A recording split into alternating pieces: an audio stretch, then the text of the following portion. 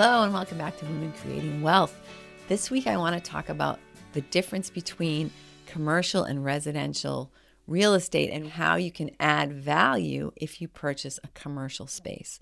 So when you buy a commercial space, actually when you buy a residential space, the way that they're going to determine the value of that is normally by using comps. So they're going to look at similar properties and they're going to use that to determine how much they think the property's worth. But with commercial space, there often aren't any comps. It's often sort of a unique building and unique sort of environment. And it might not be that easy to just find a cookie cutter building that's very similar that has sold recently, especially since oftentimes commercial properties don't turn over as often. They're not selling as often. And like I said, there aren't very many similar properties. So it can be a little more challenging to determine the value. So oftentimes what's used is the cash flow. If someone buys that building, how much money are they going to make every month? So you can actually flip a commercial building by just adding to the cash flow. So you might say to me, Chris, how can I add to the cash flow? How can I easily increase the cash flow of this building? Well, of course, all of real estate, the most important thing is location, location, location. So can you pick up and move the building and make it in a better location? Absolutely not. But what you can do, if you're lucky and if you're watching and you're paying attention to how an area is evolving, you can sometimes buy a space, a commercial space in an area where in a year or two, there's going to be a lot more foot traffic, or in a year or two, something's going to happen that's going to make that space better, that's going to make that area that you're in better. If you think of like an urban renewal type of thing, or there's a new train station coming in, or there's an art gallery moving, or they're going to extend an existing commuter situation, or there's a big company opening up nearby. Is there something that you got an inkling was going to happen in the next few years that could potentially bring a lot more people to that area? Because obviously the more people, the more traffic, so the more likely that a business will locate there. For example, like Starbucks. If you want a Starbucks in your town, the first thing they're going to do is they're going to go count how many cars drive by and how many people walk by. And if there aren't enough, they don't want to be there. So that's one thing that you could do. It requires a little bit of luck and a lot of research, but it's definitely an option. A lot of people have made a lot of money by doing that, by anticipating changes to a specific neighborhood. Another thing that makes a building valuable to its tenants and your ability to get better tenants who are going to pay more rent is how much parking there is. So a lot of businesses want to have a fair amount of parking. For example, like a retail business, they're going to want to have a fair amount of parking. So how can you add parking to your space to make it more valuable and attract more tenants? Well, maybe you can't physically enlarge the parking lot. Sometimes you can. Sometimes you've got some trees or just some dirt and you can just level this out and add parking spaces. And sometimes that can be a great option. But if you can't do that, the parking ability has already been maximized, then you can sort of effectively add more parking space by bringing in a tenant mix that's going to have different hours. Let's say that one of your tenants is a daycare center. So their traffic is normally going to be just people coming in and dropping off during peak hours. Let's say that you take another tenant who's a restaurant. If it's a restaurant that only serves dinner, then they're going to mostly have people coming in after the kids would have been picked up from the daycare. So those two tenants aren't going to interfere with each other at all as far as parking goes. So in a way, you've almost doubled the amount of parking that's coming through that one space. Another idea that can successfully usually double the amount of parking that you have is to have some tenants that are offices and some tenants who are residential people. Let's say you have a 2-story commercial building, and instead of making both floors be commercial with offices and things like that, make the top floor residential if that's allowed by your community. And that way you've got people who are basically coming home at the same time that the businesses are going home. The lawyer goes home and the person who lives upstairs comes home, and they basically could be utilizing the same parking space. So you've in effect also doubled your parking that way. Another thing that you can do that can quickly add space and attract new tenants is to improve the curb appeal. Curb appeal is basically a real estate term that means, what does a person see when they drive by? What do you see when you stand at the curb and look at this building? Is it appealing, or does the grass need to be mowed and the hedges need to be trimmed? you can add, and actually this is true even with a residential building, you can add to the value of the property and add to its appeal and people wanting to be there and live there and work there simply by adding flowers. If you put window boxes, my commercial space that I'm creating here in Tingsboro, one of the things I'm going to do in the spring is put window boxes in all the front windows. And seeing flowers and little hanging vines and pretty stuff when you drive by the building is going to do a lot to increase. Basically what we have here is a kind of a beige, boring building. But putting flowers and hanging plants is going to just make it so much more attractive to people, not just driving by, but to people who might potentially want to rent the space. The flowers are eye-catching.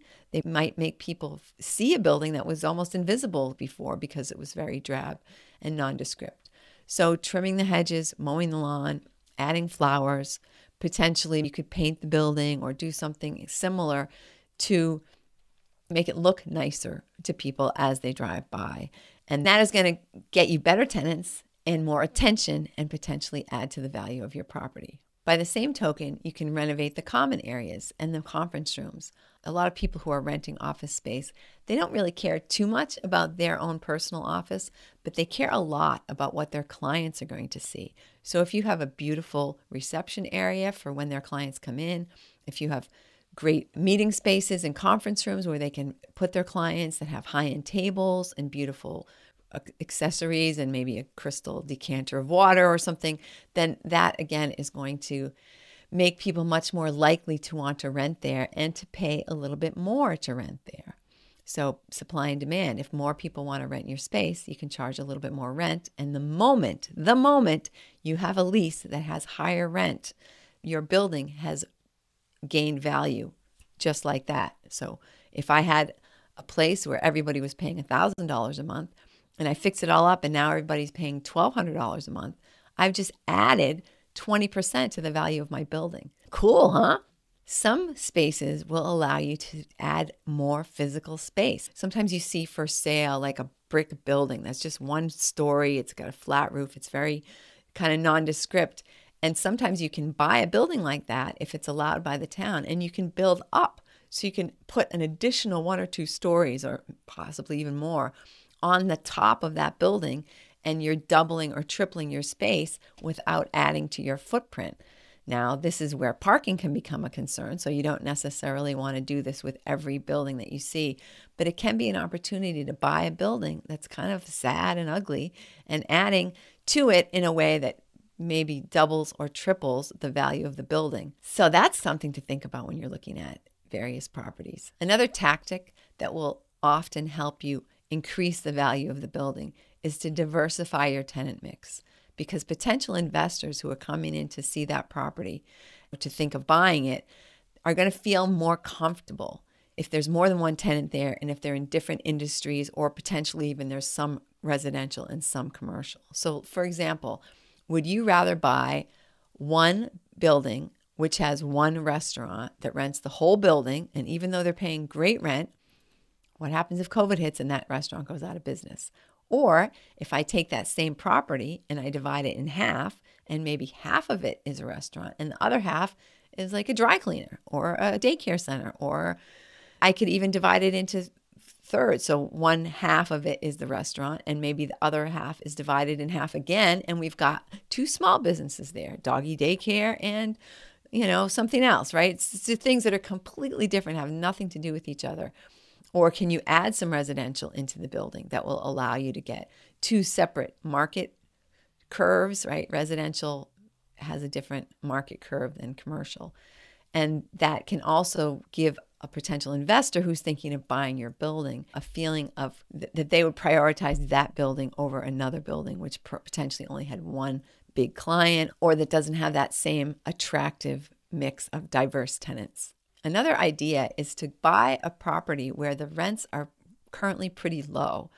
And before you buy it, compare that building to similar buildings in the area that have higher rents. What are the differences? And see if you can incorporate some of those differences, and maybe like even a little more, into that space. So let's say that there's a building that's getting less rent. And when you look at it, you say, all that's really wrong with this is that it's kind of dated, right? It's in great shape, but it's got that 70s vibe or the 80s vibe or, some kind of a feeling that is just sort of tired. Often, all you need to refresh a building like that is some paint and, like I said, flowers and a little bit of a facelift, which can be very affordable. And because it's newly renovated, you could potentially be getting at least as much or more in rent as the other buildings that are similar in the same area. And in that case, you have, again, effectively increased the value of your property immediately as soon as those leases are signed. So that could be like a flip, right? Maybe it only takes you 3, 4, 5, 6 months to completely change the facade or something. You often see this actually, at least you do here in the Northeast where things are older, tend to be older. You'll see an old kind of plaza like with, brick face, and it's got this funny little roof and it's not really very attractive. And then somebody will come in and they'll build this sort of magnificent facade in front of it with like some columns and some archways and some just pretty stuff that actually is just stuck to the front of the building. They haven't changed the building at all, but they've just added something so that when you look at it from the street, it just feels refreshed. And, maybe you are now allowing much bigger and more noticeable signs for the people who are in the building. And, maybe you're allowing some other types of things that make it more attractive to those tenants. And so for very short money, you can add quite a lot to the value of your commercial space by potentially just refreshing it and bringing it up to date and making it seem more newer and prettier and shinier. And once you make any of these changes and you increase the rents, now you have added to the value of your property. You can sell it, you can raise your rents, you can potentially take in partners and get some of your money back that way. There are a lot of different ways to make money once you make these small changes that are increasing your rents. Because as we said in the beginning, sometimes the only way or the major way or the easiest way to increase the value of your commercial building is to increase the rents. Think about the idea of doing a BRRRR on a commercial space. So you buy it, you renovate it, you rent it, and then you refinance it, and then you repeat it because you've added to the value by renting it to better tenants who are paying more rent. You've added to the value of the property, and you're going to be able to pull, most likely, if you did it right, you'll be able to pull the value that you paid for the building plus what you did in renovations and take that all to your next project. And that's basically what I'm doing here in Tyngsboro. I've purchased a building that was very 80s. It was built in 1985, and it feels like it. Everything very 80-ish and just dated with the indoor-outdoor carpeting and, the suspended ceilings and all that. It just didn't feel very special. It felt very old and tired and dated.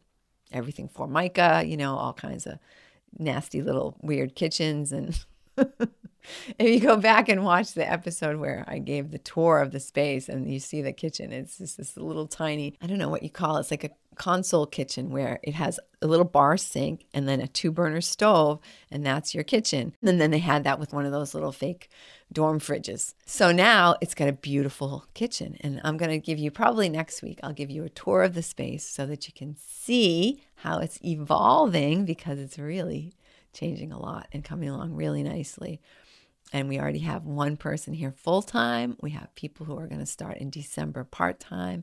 We've had one conference room rental. So things are going really, really well. And I want you to see how that's coming so that you hopefully can emulate and get some ideas and do a similar thing. But the point I was trying to make about this space is that if I wanted to, once I get this space up and running, once I have great cash flow with lots of tenants, I can flip this building. I can sell it, cash out, and take that money and buy another building with basically the same amount of money that it took me to do this space. So imagine that. You just are recycling. This is your recycling. BRRRRs are recycling money. So you take your money you invested in this one building, and then you take it back out from the bank, and then you invest it again into another one, fix that one up, and keep recycling. And right now, at this very moment in time, commercial buildings tend to be a better deal, at least in the Northeast, where residential prices have not really started to go down. Commercial spaces have. And you can buy some spaces, and by reimagining them, you can end up with a fantastic deal on a building that my building is already worth. And this is just the town appraisal. This isn't even an official bank appraisal, because I haven't got that back yet, because I am in the process of refinancing, or I should say financing this building, because I bought it with cash and I'm pulling some money out of it. And they told me that the current value just on the website that they use is $340, and I bought it for $270. So without them even stepping inside and seeing what I've done to it, it's gained $70,000, or I bought $70,000 worth of equity when I purchased it, because I bought in a distressed market. What you want to do, if you buy right, everything else is easy. So if you're thinking that you might want to dabble in commercial real estate a little bit, let's have a conversation. I'm here for you to give you any kind of guidance or information that I can, because I am committed to women creating wealth. I want you to create some wealth for yourself. I want you to create a beautiful, fantastic passive income stream for yourself. So tune in next week and find out how we're going to go about that. Have a fantastic week.